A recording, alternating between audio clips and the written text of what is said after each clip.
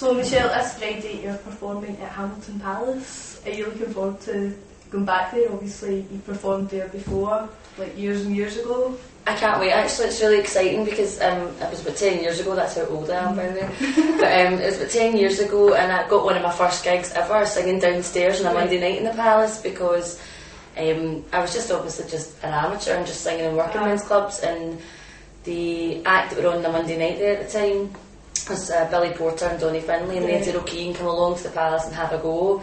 And I never got paid for anything because it was more for the experience for me. So it's really weird to have come full circle 10 years down the line and now to be performing, you know, on the main stage and to have the whole night, you know, dedicated to me. It's a bit, get my head swelling. Obviously, you're going to be performing some exclusive new material, first time in Scotland.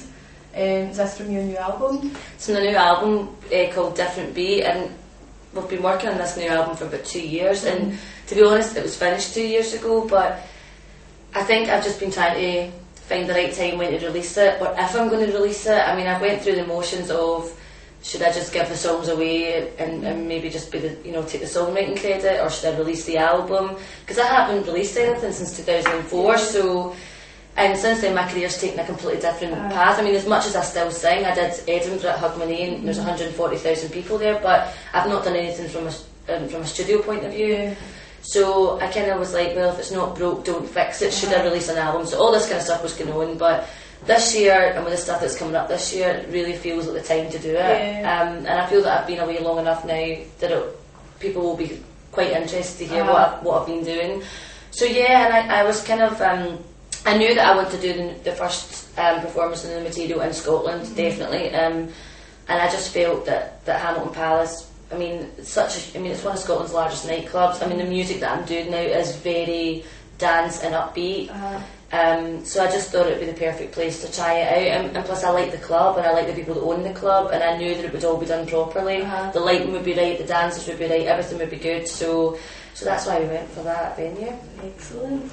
So what kind of, you say it's more dancey, is this like a total turnaround from like your last album, do you think? Is it totally new, or? It's completely different from the last album. I think the first album that I did was very much controlled by the record label and by the guys at Pop Idol, because I think I had something like 10 days to record 18 tracks or something, so I didn't really take any ownership of the first album. I love it and I'm really proud of it, but I didn't write any of the songs. I was just given a sheet of paper at the backing track and I just went in and sang and then came back out again. So I think this time around it was just such an amazing process, because we took so long to make the album, and I co-written on most of the tracks. And I suppose, you know, I go out with my mates all the time, and that's the kind of music I listen to, so that's the kind of place I was in. So as opposed to the first album being completely ballads, this album, I think it's got one ballad on it. It's much more upbeat. Again, it's still pop. You know, it's not trying to be too cool for school, but it's still pop. But it's just got a wee bit of an electro feel to it. Good stuff. Cool. Look forward to hear it. I've also read that you released your own, like, launched your own record label. What? Tell us more about that. I bought a record label last year. It's tiny. It's about that size. But it's called McManus Records. Very original. But yeah, I bought it last year because I made good business decisions in my life. You know, I'd done the DVD and the book, and it had done really well. And I thought, well, I want to try and put my money into something that I feel that will benefit me and maybe other people. And I suppose in this day and age as well, you know, with what's available on the internet, you know, your MySpace and your iTunes, everyone's downloading now. So it's not necessarily, you don't really have to go with a major label anymore, you know, because people don't really rely on the hard copy sales. I think downloads are proving more and more popular.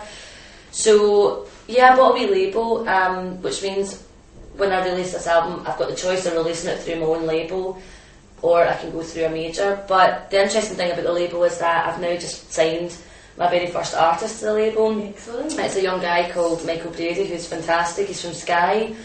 And I think for Michael we've got a lot to offer, like a new artist, you know, because of the contacts in Scotland, and we can offer him a digital download, and we've already started to put like a mini tour together, you know. He's doing like the Isle Arran Festival, the South Side, the West End Festival, all that kind of stuff. So for me it's a great wee venture to be on the other side, you know, not to be the artist, to be the person who's, you know, on the other side at the record label.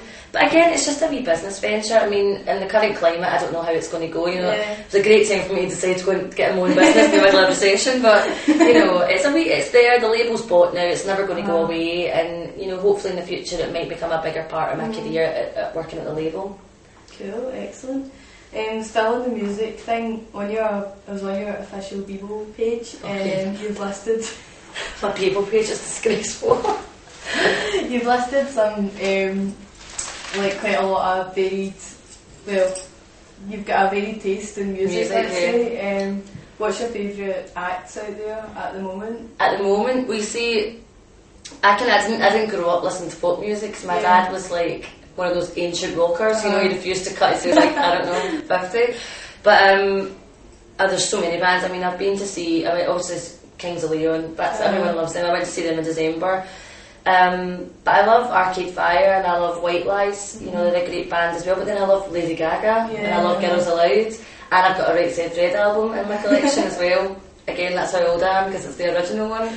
But I just love music. I'm into lyrics. Lyrics are a big thing for me, and you know, I'm not snobby about my music. You know, I'm not pretending to be a muso, but I like music, and you know, I love Rage Against the Machine as well.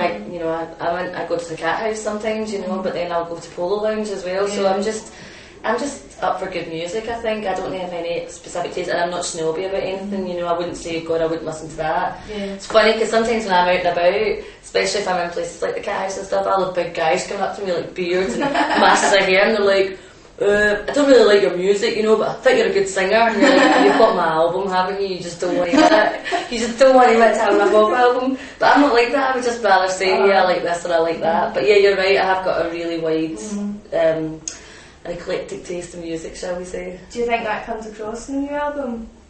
I think it does come across a wee bit in the new album, because no track sounds the same. Whereas, I mean, it depends really. It annoys me sometimes if I buy an album and the whole album sounds the same. I like to kind of go on a journey with an album, you know. I like to start at the first track and for it to almost tell a story, and every track changes. Not that it's so dramatic, you know, but it's nice to have varied and to be able to identify each song. I think that's the measure of a good album, you know, if you can listen to every single track on it and it doesn't sound like the last one, but it's equally as good as you know, as the one you just heard. So, but yeah, I mean, I don't know, I suppose you'll be able to tell me when you hear it, but you know, I'm proud of it. So